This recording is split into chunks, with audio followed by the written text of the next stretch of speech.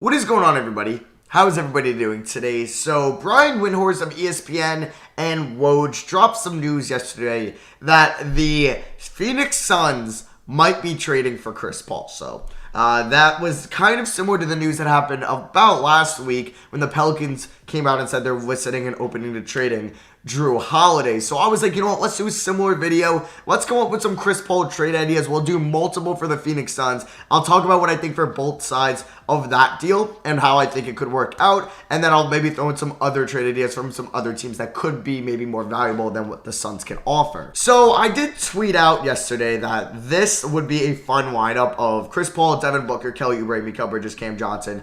DeAndre Ayton would be a starting five. That'd be fun to watch because I use Trade NBA, right? And they're a very great website. And it says you can get a trade done between Rubio and Kaminsky to make the money work for Chris Paul. But that's if they re-announce the rights on everybody else, which I thought could work. But apparently it's not. Apparently they need to clear up 33 mil. So the only way they can get this trade done is including Rubio and Kelly Oubre. And I also had a first round pick in this trade. A lot of people were saying that's not that valuable. I also think people are slightly overvaluing Chris Paul. Like, obviously, all-star, phenomenal player still. But you have to realize he's 35, going on, what, 36? Okay, so he'll be 35 for this season, 36 for the next. He has 45 million or 40 million plus on the books for the next 2 years because he has a player option next year that he will opt into. So that is the thing with Chris Paul that's going to deteriorate his value. If he was 27 making 28 mil a year and he's coming off that season, yeah, he'll go for a lot more. But you got to factor in his age and his contract. So if we're going to talk about the Suns first, right? Let's talk about them. And I think this would actually be a very good move for them because they're adding a veteran point guard, still a good defensive point guard. I'm scared we're going to see a regression hit from CP3 next year. That's always the case for someone that's 35. But he is an upgrade over Ricky Rubio. Even if he regresses a little bit, it's still an upgrade. So, but it does stink that they would have to also throw in Kelly Oubre. And I think if Kelly Oubre, that's enough. You don't have to throw in any other future picks because the Thunder, they're getting Ricky Rubio, who I don't think they'll be able to flip. But he has 2 years left on his contract, but for significantly less money. So now you don't have to worry about being in the tax at all if you're the Thunder. And then you get Kelly Oubre, who's 24 years old, coming off a pretty solid year. You might think he's kind of just like a stat stuffer, and he really doesn't help your...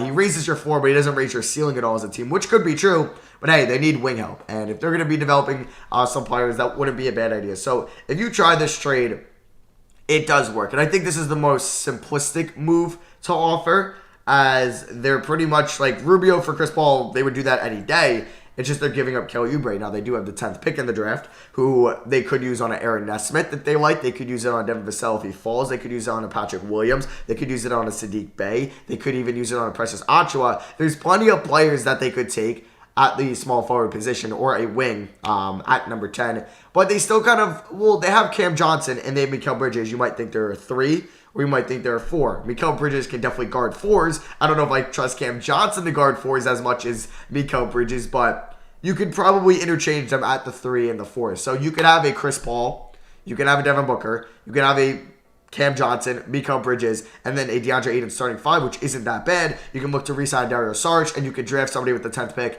and there you go. That's not a bad team going forward in the Western Conference next year. Don't think it can compete with the Lakers, the Clippers, the Nuggets. The Rockets will be tough as well. And even maybe teams like Dallas, I wouldn't think they could beat. Golden State. So they're going to be in kind of the realm of that 8th seed with like Portland, with Memphis, with New Orleans, and those teams. So, but hey, if the Suns make the playoffs, they haven't made it. They didn't make it in the 2010s. They were the only team not to make it to the playoffs in the 2010s, I believe. Unless they made it in 2010. Let me fact check that. So it was 2010. So it's been a decade pretty much. So technically they did make it in the 2010s. And they ended up losing in the conference finals to the Spurs. Wait, they made it to the conference finals and lost to the Lakers in 2010? Huh? Why don't I remember that? Interesting.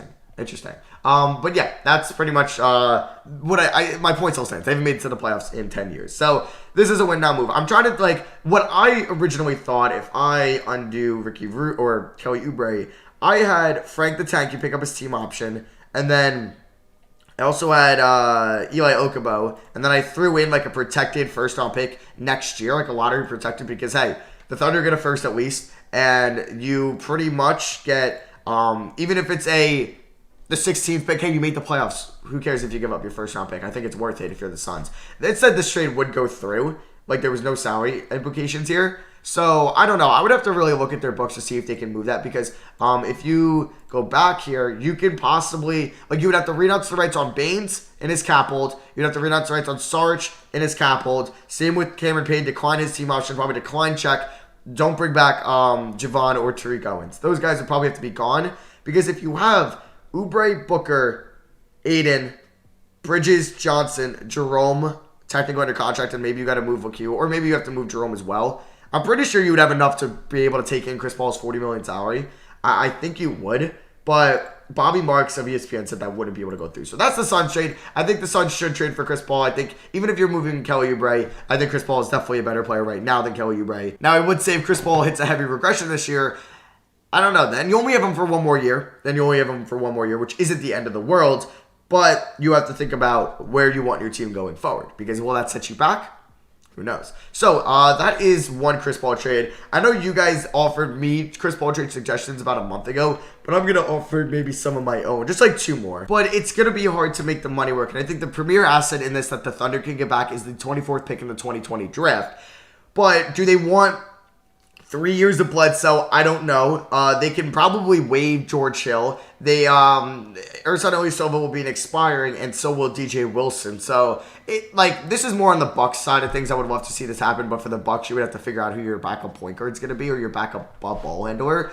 But I just would love to see Chris Paul with Middleton and Giannis. But boy, if Giannis even signs that Supermax, they're going to be paying the luxury tax with Chris Paul, Middleton, Brook Lopez, and Giannis' contract. But I would just like to see a Chris Paul to the Bucks trade. It just really sucks his contract, and you can't it would be cool if it was like baseball and you could retain a little bit of money to make it work, because you don't have to throw in if you don't throw in George Hill, it won't work because it's 5.7 mil off. So it'd be kind of cool if the Thunder would take 5.7 mil from you and you can get the trade done. That would be interesting. But then one other team I would like to see maybe make a run for Chris Paul is the 76ers. Now, boy, it is tough to make the money work. I will tell you that. So, without moving, Tobias Harris or Al Horford is going to have to be in this trade. And maybe you can get a third team, in here. You can maybe get Sacramento in here. You know what?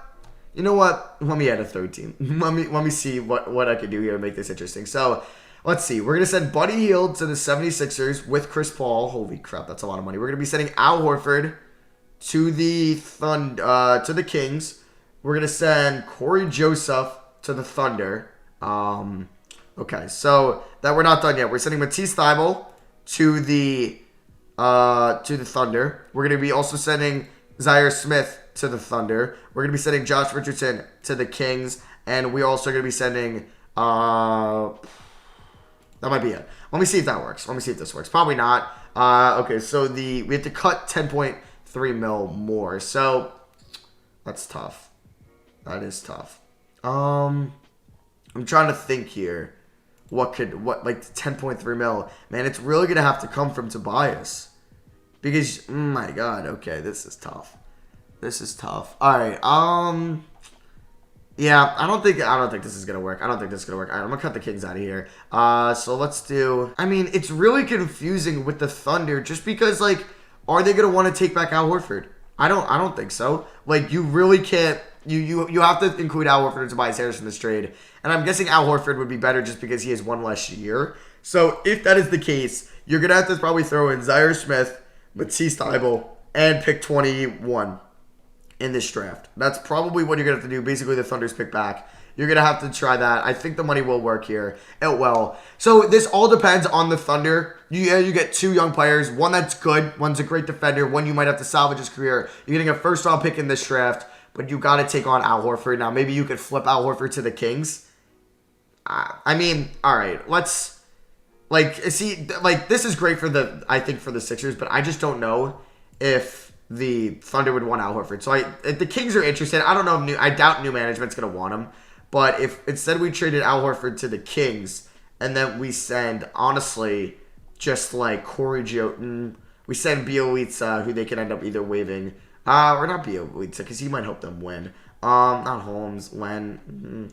Like, even just Justin James to the Thunder. Like, basically, that's what Al Horford is worth. So, this will probably work. I mean, I'm sure the Thunder would approve of this trade. And I don't know if the Kings would want to move Justin James for Al Horford, but maybe they will. Maybe they will. But this could be something. This is a interesting Chris Paul trade that could go down. I think the Suns one is probably the most simplistic one, where you don't have to add in a third team, but maybe you will. But I think the Suns, they should go after Chris Paul. They really should. I would love to see them do it without giving up rookie Rubio, Kelly Oubre, but that just might not be the case salary-wise. So yeah, that is going to be for me. Let me know what you guys think of all this Chris Paul news in the comment section below. I'm not going to make any rebuilds on the main channel until a trade is actually made.